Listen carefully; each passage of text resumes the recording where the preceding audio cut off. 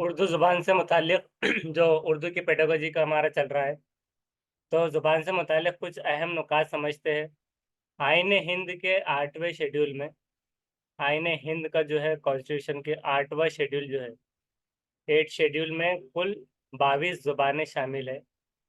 Total 22 languages are there, जो कि मंदरजा झैल इस तरह से है कि आसामी, बंगाली, गुजराती, हिंदी, कन्नड़, कश्मीरी, मलयालम, मराठी, उड़िया, पंजाबी, संस्कृत, तमिल, तेलुगु, उर्दू, सिंधी, कोंकणी कोंकणी जो आता है, मणिपुरी, नेपाली, बोडो, डोगरी, मैथिली, संथाली वगैरह। तो ये सारे क्या हो गए, ये आईन हिंद के 8 शेड्यूल में 22 लैंग्वेजेस है, जो कि ये सब है। इसमें कहीं पर इंग्लिश आया है क्या बताइए? आसामी, बंगाली, गुजराती, हिंदी, कन्नड़ी, मलयालम, मराठी। तो इसमें देखिए हिंदी वगैरह ये सारे चीज़ें तो है, लेकिन अंग्रेजी यहाँ पर डायरेक्टली नहीं। तो ये वगैरह बोलकर है वैसे यहाँ पर, लेकिन ये याद रखना है। यूनियन की सरकारी ज़ुबान क्या है? तो यूनियन की सरकारी ज़ुबान ज़बान से मुताल्लिक़ ज़ाब्ते हिंदुस्तानी आइन के जुज़ 17 में है। ज़ुबान से मुताल्लिक़ मतलब जो रूल्स है, लिंग्विस्टिक जो रूल्स रहेंगे, तो वो हिंदुस्तानी आइन कॉन्स्टिट्यूशन के जुज़ नंबर पार्ट 17 में है। यूनियन की ज़ुबान आर्टिकल 343 343 के मुताबिक देवनागरी रस्मुल ख़त में लिखी गई ज़बान को, यानी कि देवनागरी रस्मुल ख़त में जो लिखी गई ज़बान है, उसको मरकज़ की सरकारी ज़ुबान करार दिया गया है। मतलब सेंट्रल की मरकज़ी ज़ुबान देवनागरी रस्मुल ख़त में लिखी गई ज़ुबान को। कदीम क्लासिकी ज़ुबानें, ये ज़ुबानों से मुताल्लिक़ कुछ अहम नुकात चल रहे हैं। तो पुरानी ओल्ड या फिर क्लासिकी ज़ुबानें जिसको कहा जाए, तो क्लासिकी ज़ुबानें वो ज़ुबानें होती है जिसकी अपनी तारीख़, आज़ाद क़वायद और असल अदबी ज़ख़ीरा रखती हो। तो आपको एक उसकी डेफिनेशन में या फिर तारीफ में ये लिख देना है कि कदीम या क्लासिकी ज़ुबानें कौन सी होंगी। तो क्लासिकी ज़ुबानें वो ज़ुबानें हैं जिसकी अपनी खुद की एक तारीख होती है, आज़ाद कवायद होते हैं और असल अदबी ज़ख़ीरा रखती हो वो।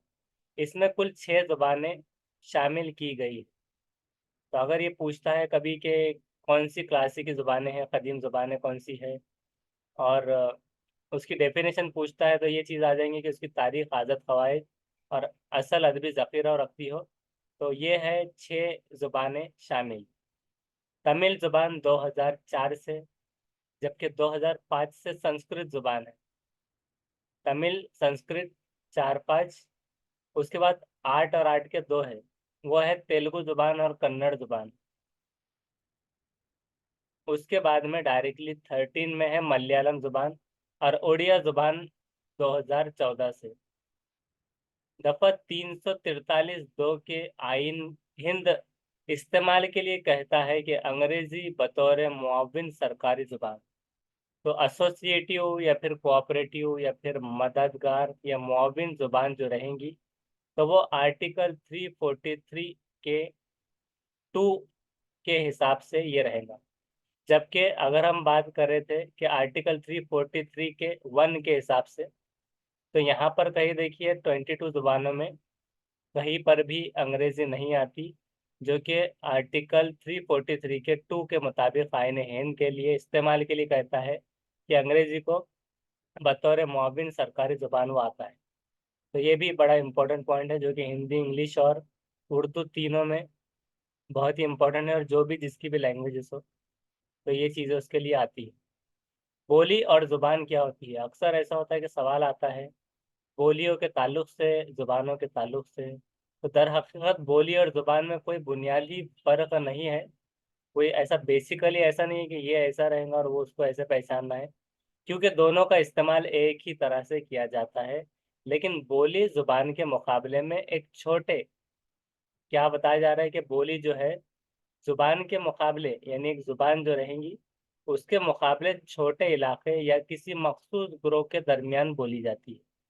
कि कोई ग्रुप हो गया या फिर कोई छोटा-सा इलाका हो गया, तो इस तरह से आ सकता है सवाल के बोलियां जो होती है थोड़ी थोड़ी देर पर जब सामने वाला आगे जाता है तो वहाँ की बोलियां वगैरह चेंज दिखाई देती है, थोड़ी सी मुख्तलिफ वो होती है बोलियां।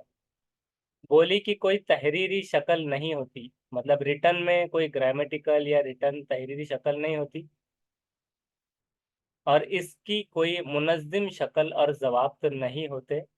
इसमें अक्सर तब्दीलियां आती रहती है। मतलब ये है कि बोली की कोई तहरीरी शक्ल नहीं होगी, कि अब मिसाल के तौर पे कभी कोई लोग ये कह दे, कोई हैदराबाद से कोई कहीं से, कि पानी नहाना, डायरेक्टली सिर्फ नहाने को। तो ऐसा नहीं है कि पानी उसको लगाया जाए साथ में, तो कोई तहरीरी शक्ल नहीं है और उसकी कोई मुनज़्ज़म तंजीम नज़्म ज़ब्त के तौर पर शक्ल और ज़वाब्त नहीं है। इसमें अक्सर तब्दीलियां आती रहती है। जबकि ज़ुबान जो है एक वसी तर नज़रिया है, एक बड़ा वसी तर नज़रिया होता है ज़ुबान। ज़ुबान के मुतय्यना मतलब तय किए हुए उसूल और ज़वाब्त होते हैं। मुतय्यना तयशुदा उसूल और ज़वाब्त होते हैं, कि तय किए हुए, और इसकी मियारी और तहरीरी शक्ल भी होती है, और उसका हल्का जो होता है तो वसी तर होता है, बड़ा हल्का होता है। तो अब ये तो थी बोली और जुबान का कुछ बारे में बात। अब जुबान क्या है? तो भाषा विज्ञान जिसको कहते हैं इल्मुल लिसानियत। तो जुबान बोलियों के मजमूए का नाम है, कि जो अलग अलग जो बोलियां है जिसको जमा कर लिया गया, तो बोलियों के मजमूए का नाम है जुबान। जुबान का मुताल्ला यानी उसकी जो जुबान का मुताल्ला यानी कि उसकी जो तालीम से रिलेटेड मुताल्ला है, उसको जो सीखने वाला सीखेगा, इल्मुल लिसानियत कहा जाता है। कि जो जुबानों के बारे में कुछ पढ़ रहा है, सीख रहा है, तो इल्मुल लिसानियत, जैसे कि इल्मुल हैवानात, और उसी तरह से बायोलॉजी, जूलॉजी, इस तरह से जो नाम आते हैं, हयातियात वगैरह इस तरह। तो इल्मुल लिसानियात भाषा विज्ञान। जुबान बातचीत करने बातचीत करने अपने ख्यालात, एहसासात, जज्बात और तजुर्बात को लफ्ज़ों के सांचे में ढालकर बोलने के तरीक़ों का नाम जुबान है। जुबान इंसान के ख्यालात, जज्बात, एहसासात और ज़रूरियात की तरसील का वसीला भी है। समाजी तामुलात जो होते हैं, मतलब इंटरेक्शंस, तालमेल, तो समाजी सोशल इंटरेक्शंस का और समाजी तामुलात का रिजल्ट भी है, नतीजा है। और ज़ुबान का मुताल्ला इल्मुल लिसानियत कहा जाता है। Study of language is called as इल्मुल लिसानियत, लिंग्विस्टिक, और स्टडी ऑफ लैंग्वेज जो भी उसका नाम आएगा वो देखना रहेगा इंग्लिश में। अब ज़ुबान की 3 किस्में होती है। कभी आपको सवाल आ जाता है उर्दू में, तो बहुत सारों को नहीं समझता। ज़ुबान की कितनी किस्में हैं? 3 किस्में हैं। इशारों की ज़ुबान होती है, आवाज़ों की ज़ुबान होती है, अलामतों की ज़ुबान होती है। और इसी तरह से एक सवाल और आता है कि मतलब एक कुछ पिछले पेपर्स में वो आया था, कि अलग से पूछता है कि कोई एक ख़ास किस्म की ज़ुबान है, तो आरियाई ज़ुबान, क़दीम आरियाई, ऐसे 2-4 नाम आता है। तो वो कितने किस्में हैं उसके भी ताल्लुक से भी आता है, वो आगे आपको याद दिला दिया जाएगा। तो अभी ज़ुबान की 3 किस्में हैं, इशारों की ज़ुबान, आवाज़ों की ज़ुबान, अलामतों की ज़ुबान। जब हम इशारों की ज़ुबान की बात कर रहे हैं, तो जब हम अपने जिस्म के अज़ा के हरकत के ज़रिए अपने एहसासात को, जज़्बात और ख़यालात को दूसरों तक पहुँचाते हैं, तो हम उसे इशारा कहते हैं। और हिंदी वालों को ज़्यादातर ऐसा सवाल भी आता है कि सांकेतिक भाषा ट्रैफ़िक पुलिस के हिसाब से भी एक ले लिया जाए, कि ट्रैफ़िक पुलिस वाला अगर इशारों के ज़रिए वो इंस्ट्रक्शन दे रहा है तो कौन-सी ज़ुबान है, तो वो है सांकेतिक भाषा, इशारों की ज़ुबान। ये मरहला ज़ुबान की नशो-नुमा का पहला मरहला है। तो ज़ुबान की नशो-नुमा का पहला मरहला है। इसका इस्तेमाल ज़माना क़दीम से होता आ रहा है, बल्कि माहिर लिसानियत का मानना ये है कि इशारों की ज़ुबान आवाज़ों की ज़ुबान से कम-ओ-बेश 10 लाख साल पुरानी है। तो आवाज़ों की ज़ुबान से भी कहीं 10 एक 10 लाख साल कमोबेश पुरानी है ये इशारों की जुबान, और ये मरहला जुबान की नशोनुमा का पहला मरहला है। आवाज़ों की जुबान क्या होती है? इसका मतलब ये है कि कोई इंसान दूसरे इंसान की आवाज़ों को सुनकर उसके माने को समझता है और सीखता है। जुबान सीखना एक इक्तसाबी अमल है, एक्विजिशनल जो है तो अमल है। बच्चे का अपने इर्द-गिर्द जिन-जिन लोगों से साबक़ा पड़ता है, तो वो कोई ना कोई बात ज़ुबान बोलते हैं, और इसी तरह से ये आवाज़ और ये जो जान लेता है, तो वो एक्विजिशन में आ जाता है, इक्तिसाब में। बच्चा उन्हीं आवाज़ों की नक़ल करके, इमिटेशन करके, आवाज़ों को दोहराकर, रिपीट करके ज़ुबान को सीखता है और धीरे-धीरे इस पर स्किल और महारत हासिल कर लेता है। और वो हासिल जो हो जाएँगी तो हुसूल-याबी हो जाएगा, और इक्तिसाब और एक्विज़िशन के अंदर में वो चीज़ आ जाती है। तो ये हो जाएँगी उसकी मदर टंग। तो मदर टंग हो गई फर्स्ट लैंग्वेज, या फिर हासिल की हुई इक्तिसाबी लैंग्वेज। अलामतों के ज़ुबान की अगर बात करें, तो किसी लफ्ज़ या आवाज़ को जब एक ख़ास अलामत या माने में इस्तेमाल किया जाने लगता है, तो वो लफ्ज़ या आवाज़ उस मानी के लिए अलामत बन जाता है, और वो तहरीर की शक्ल ले लेता है। तहरीरी शक्ल ज़ुबान की एक मुस्तकिल शक्ल है। तहरीरी शक्ल जो होती है, तो वो ज़ुबान की एक मुस्तकिल शक्ल है, लेकिन जब तक इन अलामात को पूरा ना किया जाए, तो ये बेजान है, अलामात को पूरा ना किया जाए। इस तरह तहरीरी ज़ुबान आवाज़ों के बगैर अधूरी है।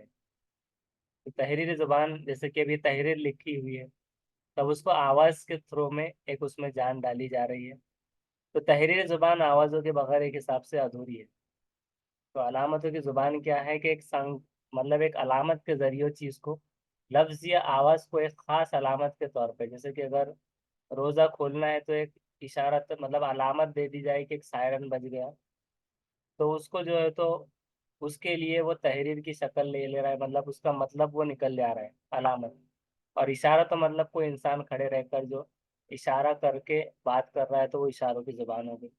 तो अलामत से जैसे कि ट्रैफ़िक के सिग्नल्स वग़ैरह हो गए, कहीं पर जा रहे हैं तो इधर से राइट लो, इधर से स्लो चलाइए, आगे स्कूल है वग़ैरह, ये चीज़ें आ सकती है, तो वो अलामतों में आप सिंबॉलिक लैंग्वेज में ले सकते हैं। ट्रैफ़िक का सिग्नल भी वही चीज़ हो रही है कि रुकना है, चलना है, सारी चीज़ें। तो ये हो गई। अब ज़ुबान की आमोज़िश और इक्तिसाब क्या है? लैंग्वेज की जो असेसमेंट है और एक्विज़िशन, उसकी बात चल रही है। तो तजुर्बात की बुनियाद पर, एक्सपीरियंस की बेस पर बर्ताव में आने वाली निस्बतन मुस्तकिल तब्दीली को, एक मतलब लंबे समय तक कांस्टेंट रहने वाली तब्दीली, कांस्टेंट चेंज को आमोज़िश असेसमेंट कहा जाता है। On the base of experience change in behaviour, तो बिहेवियर बर्ताव में आने वाली निस्बतन मुस्तकिली के रिलेटिव एक कांस्टेंट चेंज को असेसमेंट कहा जाता है उसका। जबकि इक्तिसाब एक फितरी अमल है। तो इक्तिसाब जैसे कि हमने किया एक्विजिशन हासिल करना, तो वो क्या होता है, एक फितरी अमल होता है। तो ज़ुबान की आमोज़िश और इक्तिसाब क्या है? तो अगर वो टारगेट कर रहा है, अगर उसको ज़ुबान सीख रहा है, तो टारगेट में तजुर्बात की बुनियाद पर जो उसका पहला जो तजुर्बा था, बर्ताव में उसकी आने वाली निस्बतन मुस्तकिल तब्दीली को आमोज़िश कहा जा रहा है, कि उसको सीखना वगैरह इस तरह से। और इक्तिसाब सिर्फ़ हासिल कर लेना, एक्वायर करना एक फितरी अमल है, जो कि मदर टंग उसकी हो जाएगी। तो ये भी होता है कि जब भी हम टारगेट लैंग्वेज या सेकंड लैंग्वेज सीखते हैं, तो उसके लिए हमें सपोर्ट करती है इक्तिसाबी लैंग्वेज या फितरी अमल या मदर टंग। फर्स्ट लैंग्वेज, क्योंकि फर्स्ट लैंग्वेज अगर कुछ आती हो, जैसे अगर किसी को इंग्लिश सीखना हो तो उसको उर्दू कुछ ना कुछ आना चाहिए। तो जब ही तो उसको समझ में आएगा कि क्या चीज़ है डायरेक्ट।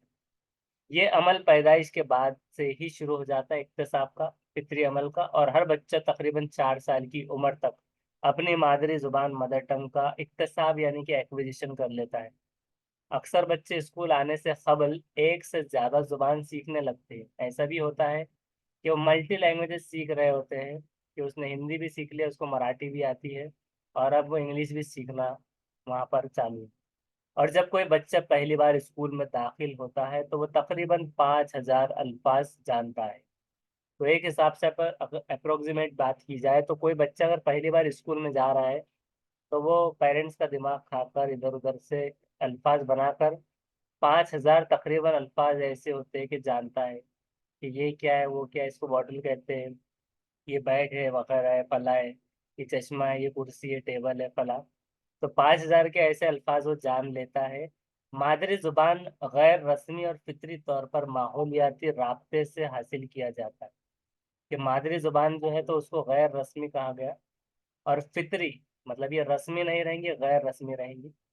जो कि रस्मी फिर वो स्कूल में हो जाएंगी। तो ये भी याद रखना है कि कौन सी जुबान होती है, इसके हिसाब से उर्दू में आता है। तो मादरी जुबान गैर रस्मी और फितरी तौर पर माहौलियाती जो इन्वायरमेंटल राब्ते से हासिल की जाती है, जबकि दीगर जुबानों को बाकायदगी के साथ पर मतलब एक बाकायदगी के साथ यानी कि अच्छे से रस्मी तौर पर सीखा जाता है टारगेट लैंग्वेजेस को। दुनिया का हर बच्चा अमूमन 4 साल की उम्र तक अपने आसपास बोली जाने वाली जुबानों को सीख लेता है। इस पर माहिरीन और नफ्सियात के अलग अलग नजरियात भी है। अब क्या उनके नफ्सियात, माहिरीन ने नफ्सियात के क्या नजरियात है उसको देखते हैं। तो पाउलो और स्किनर का ये नजरिया है। तो स्किनर 1902 से 1990 के बीच एक अमेरिकी माहिर नफ्सियात थे। मतलब उम्र यानी कि तकरीबन 88 ये जा रही है। एक माहिर अमेरिकी माहिर नफ्सियात थे वो। अमेरिकी अमेरिकन जो है तो माहिर नफ्सियात। उन्होंने इक्तसाब का अमल मशरूत नजरिया पेश किया। मतलब उन्होंने एक शर्त रखी कि इक्तसाब का अमल मशरूत नजरिया पेश किया। उनका मानना यह है कि जुबान का सीखना सीखना महज मुहर्रिक मतलब एक मुहर्रिक है और जवाब के दरमियान ताल्लुक है। मुहर्रिक और जवाब के दरमियान, जो कि मश्क, नकल और रटने से हासिल होता है। अब मुहर्रिक, मुहर्रिकात ये चीजें आती है। तो मुहर्रिक जो टर्म होता है, इसका डायरेक्ट तो नहीं आ रहा। तो मुहर्रिक मतलब जो भी इंसान सीख रहा होगा उसको ले लेंगे, और जवाब के दरमियान मतलब उसका सवाल और जवाब ऐसे ले लेंगे। तो इसके दरमियान ताल्लुक है, जो कि मश्क मतलब प्रैक्टिस, इमिटेशन करके नकल और रटने से। तो रटने को जो होता है मेमोराइजेशन, और उसी तरह से रिपीटेशन उससे हासिल हो रहा है।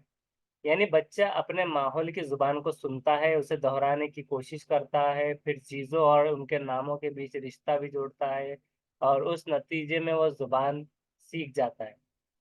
तो ये उनका इस तरह से मानना है कि उन्होंने शर्त मशरूत नजरिए पेश किया कि मुहर्रिक और जवाब के दरमियान ताल्लुक है, जो कि मश्क, नकल और रटना ये तीन चीजें हैं उससे हासिल हो रहा है। मतलब ये तीन चीजें मशरूत ये होनी चाहिए, उसमें मश्क भी होना चाहिए, प्रैक्टिस, नकल इमिटेट कर रहा है, रटना मतलब दोहरा रहा है। बच्चा अपने माहौल की जुबान को सुन रहा है और उसी तरह से दोहराने की कोशिश कर रहा है, मतलब ये नकल हो जा रही है। चीज़ों और उनके नामों के बीच में रिश्ता भी जोड़ रहा है, और नतीजे में जुबान सीख जाता है। नॉम चॉम्स्की का ये कहना है कि इब्राहिम नॉम चॉम्स्की 7 दिसंबर 1928 को अमेरिका में पैदा हुए।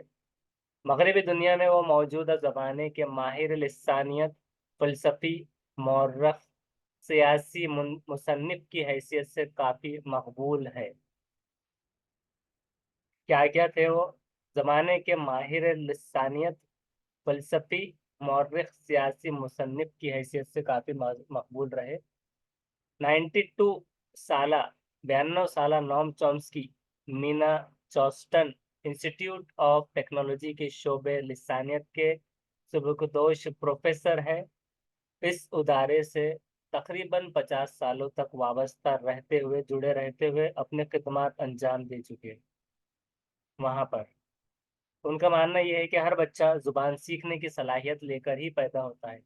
उनके हिसाब से इसमें कोई उन्होंने शर्त मशरूत नजरिया नहीं रखा। उनका ये मानना है कि हर बच्चा वैसे ही सीखने की सलाहियत लेकर पैदा होता है। इंसान पैदाइशी तौर पर जुबान सीखने की इस्तेदाद के साथ पैदा होता है, कि मतलब उसको सीखना ही है इस तरह से। इसका मतलब ये नहीं है कि जुबान की तहसील मतलब हासिल तहसील, ऑफिस तहसीलदार वाला नहीं है।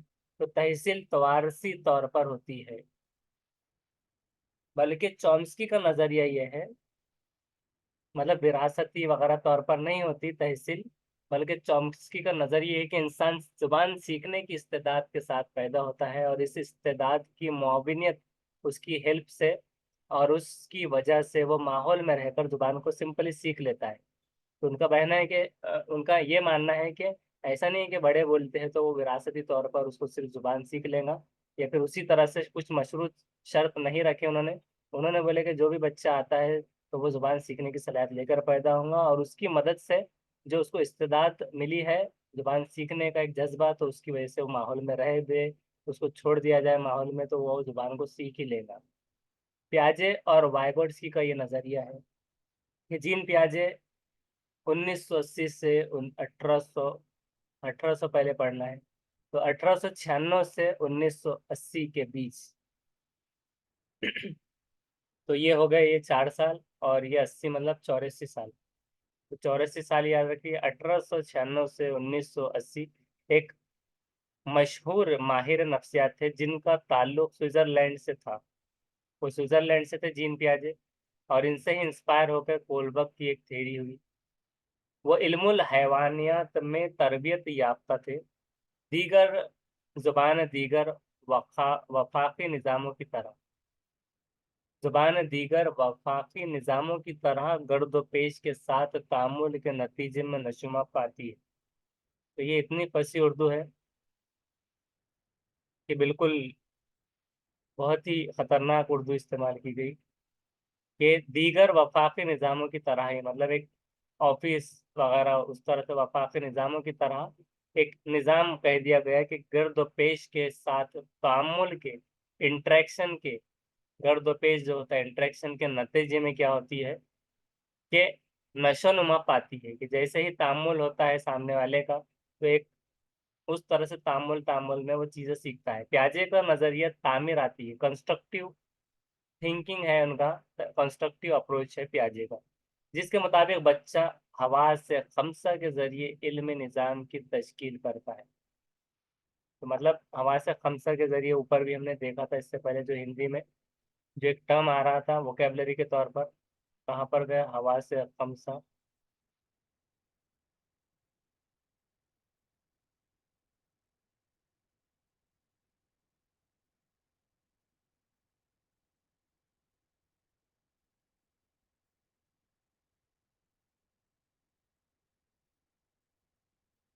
तो हवा से खमसा वगैरह को हम इस तरह से ले सकते हैं, उसका सिर्फ एक हिंदी में ढूंढने की कोशिश कर रहे थे कि कुछ दिखाई देगा या नहीं।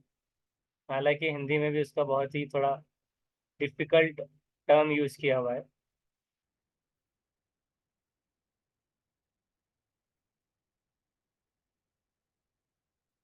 तो जो भी है, जिसको ये कल जो बनाया हुआ था, तो हवा से खमसा का एक ढूंढ लेना है। तो उसका मतलब ये हो रहा है हवा से खमसा का, कि जैसे उन्होंने बताया था कि उस तरह की सलाहियत लेके सामने वाला चीजों को सीखता है। ये हवा से खमसा इंद्रियां, इंद्रियों को लेकर, तो इंद्रिया वगैरह भी मतलब एक, यानी कि ऐसा कर सकते हैं उसको कि एक एबिलिटी लेकर, तो एबिलिटी उसको कंसिडर कर लेंगे फिलहाल। तो एक मतलब एबिलिटी के साथ में वहां पर पहुंचते हैं हम जहां पर अभी थे।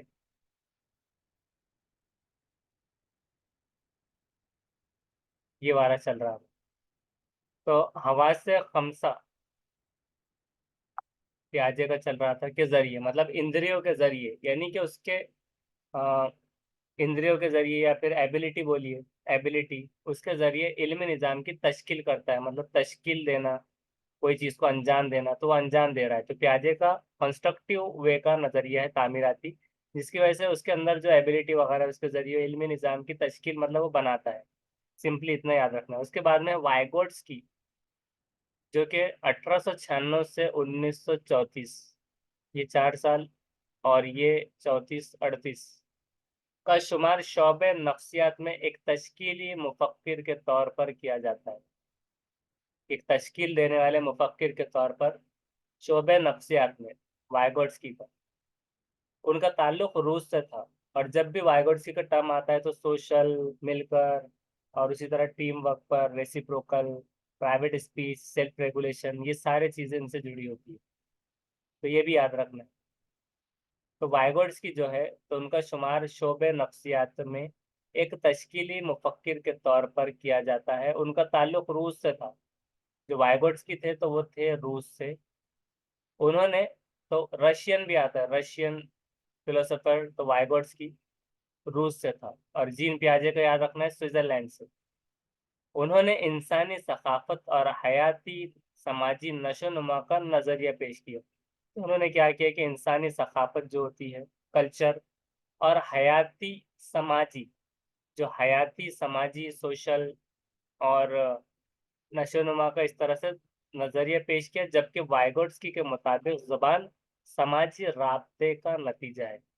तो उनके हिसाब से एक सोशल इंटरेक्शन का एक रिजल्ट है क्या, लैंग्वेज।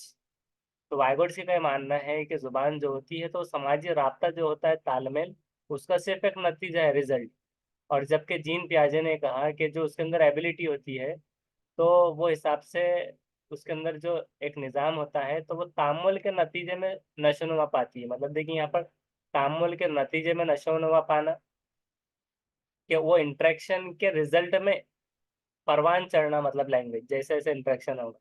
और इनका ये मानना है कि मुताबिक समाजी राब्ते का नतीजा, यानी कि सोशल जो भी इंटरेक्शन होगा, राब्ता जो होगा, उसका रिजल्ट जुबान हो जाएगी। इनके नतीजे, मतलब इसमें प्रोग्रेस की बात नहीं की गई, सिर्फ एक राब्ते का रिजल्ट लैंग्वेज को कह दिया गया। उसके बाद है कि जुबान की नशोनुमा के दौरान बच्चा दो तरह की बोली बोलता है।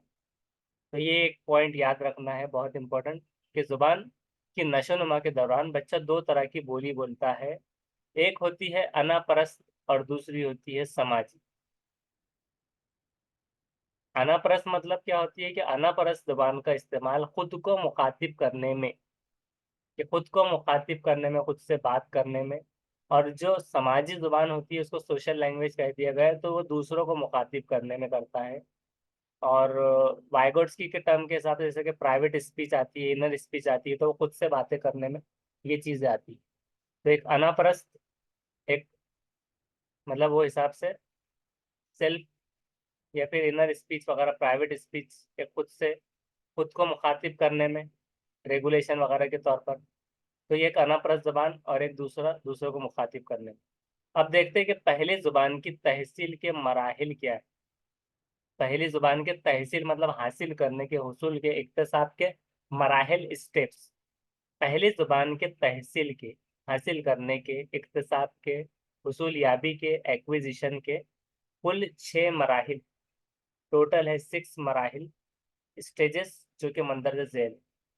पहला, ये बहुत ही इंपॉर्टेंट है, इंग्लिश हो जाओ, हिंदी हो जाओ, उर्दू हो जाओ, संस्कृत, जितने भी 20 जुबानें हैं, उसमें ये चीज आना ही आना होता है। तो ये होता है बोलने से कब्ल का मरहला। मतलब जब वो बोलना से पहले का मरहले को कहते हैं कूइंग। जो कि अगर इंग्लिश वाले भी है तो वो भी याद रख सकते हैं, कूइंग। तो कूइंग करके बात करता है, तो 0 से 6 महीने की ये स्टेज होती है। तो पहला मरहला बोलने से कब्ल का, बोलने से पहले वो करेंगे कूइंग। तो कूइंग, ये याद रखना है। दूसरा है बैबलिंग, बिबलाना, बिबलाना। तो वो बिबलाता है बच्चा, जो कि है 6 से 8 महीने की उम्र। बहुत सारे नोट्स भी बनाते चल सकते हैं, बहुत ही इंपॉर्टेंट है।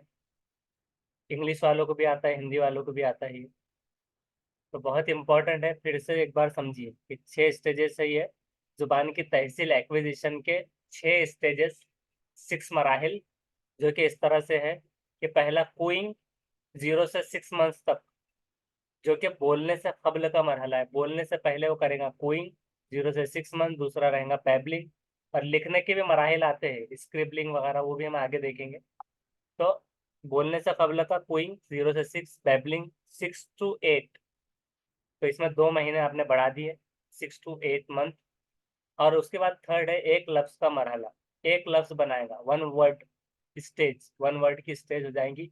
तो वो रहेंगे 9 महीने से 18 महीने। 9 दूनी 18 कर देना सिंपली। पहले 0 से 6 लेना है, 6 का उल्टा होता है 9। तो 6 से पहले जो है तो आपने लगा देना है 2 महीने। तो 6 से 8 माह, फिर 9 से 18, 9 दूनी 18।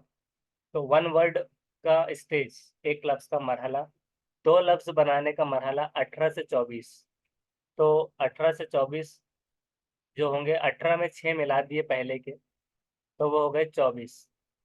तो 18 से 24 महीने। और उसके बाद में होता है 5वां टेलीग्राफी मरहला, जिसको टेलीग्राफी मरहला कह दिया गया। Telegraph, telegraphy मरहला। 24 से 30 मंथ, तो फिर से अगेन, जैसे यहाँ पर 6 ऐड किया गया था, अगेन कीजिए ऐड 6, तो 24 to 30 टेलीग्राफी मरहला। और 6 होता है लंबे जुमलों का मरहला। तो लंबे जुमले हम यहाँ पर उसको बनाना आ जाएंगे, तो 30 माह के बाद। तो आफ्टर 30, इसको कुछ याद नहीं रखना है, आफ्टर 30 एंड अबाउ। तो ये हो जाएंगे 6 मराहिल पहली जुबान, फर्स्ट लैंग्वेज के एक्विजिशन, इक्तसाब करने, हासिल करने के 6 मराहिल फर्स्ट लैंग्वेज के, जो कि उसकी कुदरती और उसी तरह से नेचुरल लैंग्वेज जिसको कहा जाए, या मदर टंग। तो मदर टंग सीखने के ये 6 मराहिल यहाँ पर ही आ जाएंगे। उसके बाद में यहाँ पर आगे देखते हैं कि दूसरी जुबान की आमोजिश के मराहिल। तो दूसरी जुबान की आमोजिश के जो मराहिल रहेंगे, तो ये है सेकेंड लैंग्वेज के सीखने के जो मराहिल है, उसको सीखने के, तो वो इस तरह से स्टेजेस। तो उसके 2 सूरत हाल होते हैं जुबान सीखने के, लैंग्वेज सीखने के या टारगेट लैंग्वेज सीखने के, लर्निंग के 2 सूरत हाल है। पहला होता है फितरी। सूरत हाल होना मतलब वो चीज़ें हो पाना उसके पास। तो फितरी और एक रस्मी। अब ये कि क्या चीज़ है, इसमें फितरी क्यों आ गया, ये समझते हैं कि ये तो टारगेट लैंग्वेज है, सेकंड है, तो इसमें फितरी तो नहीं होती। फितरी मतलब फर्स्ट लैंग्वेज या फिर मदर लैंग्वेज, और रस्मी मतलब सेकंड होती है। तो अब यहाँ पर दो क्यों सूरत हाल बताई गई, तो इसको हम करते हैं, सीखते हैं। तो पहला है फितरी तरीका। अब फितरी तरीके में ये चीज़ आ जाएंगी कि इस सूरत हाल में बच्चे आसपास की बोली जाने वाली जुबानें खुद सीखते हैं। बच्चे क्या करते हैं, आसपास की, सराउंडिंग की, इन्वायरमेंट की बोली जाने वाली जुबानों को खुद से सीखते हैं। तो उसके लिए उसको फितरी तरीका कहा गया, कि वह खुद सीख रहे हैं, मतलब ये हासिल कर रहे हैं आसपास की बोली जाने वाली जुबानें। इसमें किसी का दखल नहीं हो रहा, मतलब वहां पर कोई टीचर नहीं खड़ा हुआ है। तो ये चीज कभी कभार ऐसी आती है, ऐसा सवाल आता है कि क्या सेकेंड लैंग्वेज, दूसरी जुबान बच्चा खुद से सीख सकता है? तो आप कह देंगे बिल्कुल भी कि नहीं, क्योंकि उसको तो टीचर लगेगा, रस्मी होनी चाहिए। तो वो हो जाएगा गलत। तो फितरी तरीके के अंदर भी एक सूरत हाल ये आती है कि सपोज अगर कोई हिंदी जानता है, वो चले गया बंगाल वगैरह कहीं पर भी, अब वहाँ पर बंगाल के लोग बात कर रहे हैं बंगाली वगैरह, बहुत सारे टीचर के साथ भी ऐसा एक्सपीरियंस होता है कि वो दूसरा उनको क्षेत्र दे दिया जाता है।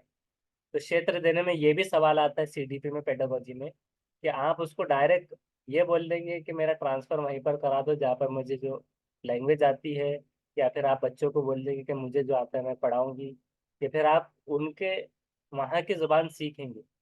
तब वहाँ की ज़ुबान रहते रहते में बहुत सारे सीख लेते हैं बिना ट्यूटर के भी।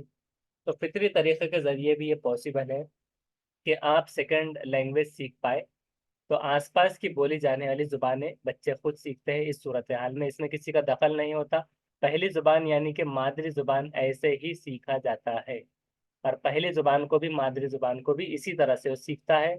इस अमल को जुबान की तहसील भी कहा जाता है, जुबान का तहसील, हुसूल, इक्तसाब। तो एक फितरी तरीका हो गया जुबान सीखने की 2 सूरत हाल। अब दूसरा ये हो गया कि रस्मी तरीका। रस्मी तरीके में इस जुबान में जुबान की बाकायदा क्लास होती है। तो उसकी रहेंगी एक क्लास, उसकी जो है तो गर्दान होंगी, उसको जैसे कि बहुत सारे अरबी सीखते हैं, हुरूफ हलकी होंगे, फला हुर्फ होंगे, और सारे गर्दान होंगी, सब चीज़ें एक बाकायदा क्लास होंगी, उस्ताद होंगे, स्कूल होगा, और दीगर वसाइल भी होंगे, जो कि रिसोर्सेज कहा जाएगा। तो ये सारे रिसोर्सेज वगैरह उसमें पाए जाएंगे, जुबान की आमोजिश की सूरत हाल में, सूरत में होता है। तो जब बच्चा ये आमोजिश करता है, टारगेट को सीखता है, लर्निंग होगी, तो जब उसमें ये चीज़ें आएंगे, उसके भी 5 मराहल यहाँ पर रख दिए गए। तो ये जुबान, फितरी जुबान सीखने की चीज़ थी, जो कि उसके भी 6 मराहल थे। अब दूसरी जुबान के 5 मराहल याद रखना है। उसके अंदर होता है पहला कि खामोश या फिर तहसीली मरहला, कि हुसूल याबी तहसील हासिल करना, या खामोश साइलेंट वे में तहसीली मरहला। दूसरा कहेंगे इब्तदाई तैयारी। अब पहला खामोश से साइलेंट से ले लिया गया, अब हो रही है शुरुआत। तो इब्तदाई स्टार्टिंग जो हो रही है तैयारी, इब्तदाई तैयारी, इनिशियल, जिसको कहा जाए इनिशियल प्रिपरेशन वगैरह इस तरह से कुछ। तकरीर की इब्तदा, स्पीच की जो है तो इब्तदा हो रही है तकरीर की, इनिशियल लेवल ऑफ स्पीच। इब्तदाई रवानी भी यहाँ पर आ रही है कि जो शुरू हो रहा है इब्तदाई रवानी, कि कैसे शुरू हो रहा है, तो इब्तदाई रवानी और बाद में सिर्फ रवानी रख देना। तो ये आता है बहुत, इसको हल्के में नहीं लेना है कि उसमें ऊपर नीचे कर दिए जाते हैं सवालात में ऑप्शंस, और कह दिया जाता है कि अब तरतीब में रखकर बताओ। तो जब आपको सही जवाब रखना होता है तो फिर आप उसको इस तरह से रखेंगे कि पहले खामोश या तहसीली मरहला, फिर इब्तदाई तैयारी, तकरीर की इब्तदा, फिर इब्तदाई रवानी, और रवानी को आप रख देंगे लास्ट में। या फिर उल्टा याद रखें तो रवानी फिर इब्तदाई रवानी, और उसके बाद में तकरीर की इब्तदा, इब्तदाई तैयारी, और खामोश या तहसीली मरहला। जुबान की हुसूलियाबी और आमोदिश दोनों सीखने में क्या फ़र्क है? तो ज़ुबान की हुसूलियाबी, ये ज़बान ज़्यादातर बच्चे अपने घरेलू माहौल में गैर रस्मी तरीके से सीखते हैं, वहाँ कोई क़वायद वगैरह क्लास नहीं होती। ज़बान की आमोजिश में बच्चे रस्मी तौर पर उस्ताद किताब और दीगर वसाइल के ज़रिए सीखते हैं। पहली ज़ुबान को सीखने में जो माहौल दस्तयाब होता है वो दूसरी ज़ुबान में नहीं हो पाता। कि जैसे कि क्लास टीचर है, उसको एक टाइम रखा हुआ होगा, वो बोलेगा मेरा इतने बजे से इतने बजे तक लेक्चर है, तुम ये लेक्चर पे मौजूद रहो। पेरेंट्स तो 24 घंटे रहेंगे, बच्चे ने कभी भी नींद में से उठा बता दिया, पूछ लिया कि अम्मी वो क्या है, तो उसको जवाब वहाँ पर मिल गया। तो उस तरह का माहौल यहाँ पर दस्तयाब नहीं हुआ घर के सराउंडिंग के तौर पर। दूसरी ज़ुबान सीखना एक चैलेंज भरा काम है। अभी चैलेंज का भी है क्योंकि इसमें पहली ज़ुबान जैसा माहौल बच्चे को नहीं मिलता। चैलेंज है कि आप टाइम पर आए, टाइम पर क्लास करें, ओबे करें, रूल्स को फॉलो करें, फला करें, अदब और लिहाज रखें। दूसरा यह है कि ज़ुबान की हुसूलियाबी में इसमें फितरी तौर पर ज़ुबान सीखी जाती है, कि नेचुरली तौर पर मदर टंग के तौर पर इस ज़ुबान को सीखा जा रहा है। इसमें बाकायदा जो दूसरी ज़ुबान है, तो इसमें बाकायदगी के साथ ज़ुबान के क़वायद उसूलों को सीखा जाता है कि ये गर्दान है, ये हुरूफ़ हलक़ी है, ये फला है, ये इसमें जो है तो वॉवेल्स इस तरह रहेंगे, कॉन्सोनेंट्स इस तरह है, और उसी तरह से पार्ट्स ऑफ स्पीच फला फला है। ज़ुबान की हुसूलियाबी के ज़रिए बच्चा अपनी ज़ुबान यानी मादरी ज़ुबान पर दस्तरस हासिल कर लेता है। तो ज़ुबान की हुसूलियाबी के ज़रिए मतलब ज़ुबान हासिल करने के ज़रिए बच्चा अपनी ज़ुबान, पहली ज़ुबान जो होती है फर्स्ट लैंग्वेज, मादरी ज़ुबान पर दस्तरस यानी कि ग्रिप कमांड हासिल कर लेता है। क्या कर रहा है वो? हुसूलियाबी एक्विजिशन के ज़रिए पहली ज़ुबान पर माहिर हो गया हो। और दूसरा ये है कि ज़ुबान की आमोदिश, लफ्ज़ का इस्तेमाल दूसरी ज़ुबान सीखने के लिए किया जाता है। कि ज़ुबान की आमोदिश से लफ्ज़ का इस्तेमाल जो रहेगा, ज़ुबान की सीखने के लफ्ज़ का इस्तेमाल दूसरी ज़ुबान सीखने के लिए किया जाता है। मतलब ज़ुबान की आमोज़िश लफ्ज़ का इस्तेमाल दूसरी ज़ुबान सीखने के लिए किया जाएगा। मतलब टारगेट किया जा रहा है, उसको ज़ुबान को सीखा जा रहा है वहाँ पर, एक्वायर नहीं किया जा रहा, हासिल नहीं किया जा रहा। आमोज़िश के बारे में कुछ अहम नुकात यहाँ पर है, अच्छे खासे नुकात हैं, क्योंकि 1 मिनट ही हमारे पास रह गया है तो हम उसको जल्दी से देखते हैं।